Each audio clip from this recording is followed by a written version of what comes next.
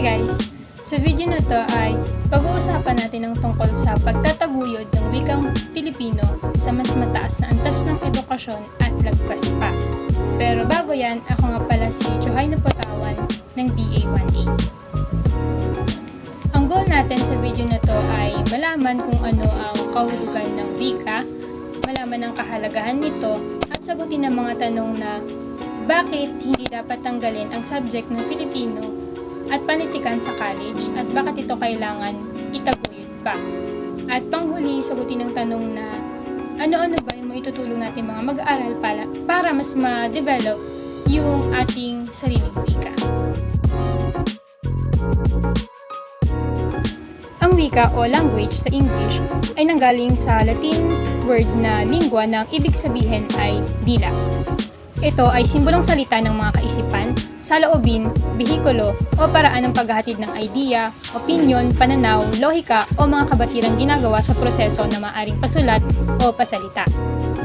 Ito rin ay instrument ng komunikasyon. Sa pamamagitan nito, may pahayag ng isang tao ang kanyang kaisipan at saloobin sa iba pang tao. Nagagamit din ito sa iba't ibang aspeto ng buhay gaya ng pang-ekonomiya, pang-politika, pang-edukasyon at panlipunan.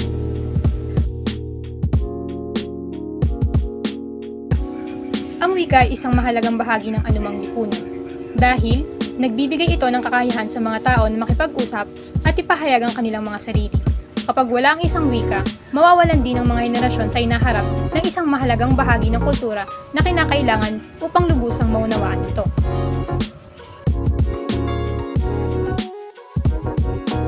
Nagkaroon ng ingay matapos ang CHED o Commission on Higher Education ay naglabas ng Memo No. 20 Series 2013 kung saan nandoon yung mga general education subject sa college at kasabay nun ay yung sinasabing pagtatanggal ng subject na Pilipino at panitikan. Madaming mga tao ang umalma dahil hindi sila sang-ayon dito. May mga teachers, students, mga alyansa, mga ahensya ang tumaliwas sa gustong mangyari ng CHED. Bakit hindi dapat tanggalin ang subject na Filipino at panitikan sa college? Unang-una, labag to sa ating Article 14, Section 6 ng Philippine Constitution. Sinasabi dito na ang ating wikang pambansa ay Filipino, kaya naman kailangan itong gamitin sa pakikipagkomunikasyon at ginagamit na language sa pagtuturo sa kahit na anong antas ng edukasyon, mapa-elementary man, secondary, senior high at college. Pangalawa, maraming Filipino teacher ang mawawalan ng trabaho sa college. Based sa nabasa kong news online, mahigit 10,000 na teacher o Filipino na guro ang maapektuhan o posibleng mawalan ng trabaho dahil nga hindi na part ang Filipino subject, hindi na din maaaring magturo ang mga Filipino major na guro. At panghuli para sa akin, kahit may mga nagsasabi na ang subject na Filipino ay naituro na simula elementary hanggang senior high, hindi pa rin dapat tanggalin yung subject na Filipino kasi hindi siya magandang pakinggan na yung subject mismo ng sarili nating wika ay tatanggalin at papalitan ng subject na nagtuturo ng ibang language katulad ng Hangul. Mas makakabuti pa din kung magkakaroon ng mas malalim na kaalaman yung mga mag-aaral sa sariling lingwahe dahil hindi naman din lahat ay may malalim na kaalaman sa sarili nating language. Ang wikang Filipino din ay sumisimbolo ng ating identity, kaya naniniwala ako na dapat ay ituro pa rin siya or patuloy pa rin siyang ituro kahit na sa college. Mahalaga pa rin na may subject na Pilipino para magkaroon pa ng mas malalim na pag-unawa ang mga mag-aaral o mga Pilipino sa sarili nating lingwahe. Sa panahon ngayon kung saan meron ng social media, meron ng mga iba't ibang platform kung saan iba't ibang lahi din yung ating nakakasalamuha, mahalaga pa din na mapag-aralan natin yung sarili nating wika.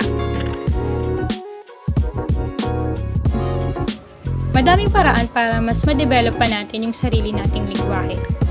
Isa na dyan ay ang paggamit nito sa pang-araw-araw. Sa pakikipag-usap natin sa ating pamilya, sa mga kaibigan, ay mas mabuti na gamitin natin yung ating sariling lingwahe para mas masanay tayo dito at mas ma-develop pa. Pangalawa, pwede din tayong mag-post sa social media ng ating mga appreciation sa wikang Pilipino lalo na tuwing mga espesyal na araw katulad nila ng buwan ng wika. At higit sa lahat ay magbahagi tayo ng kaalaman sa ibang tao about sa sarili nating wika.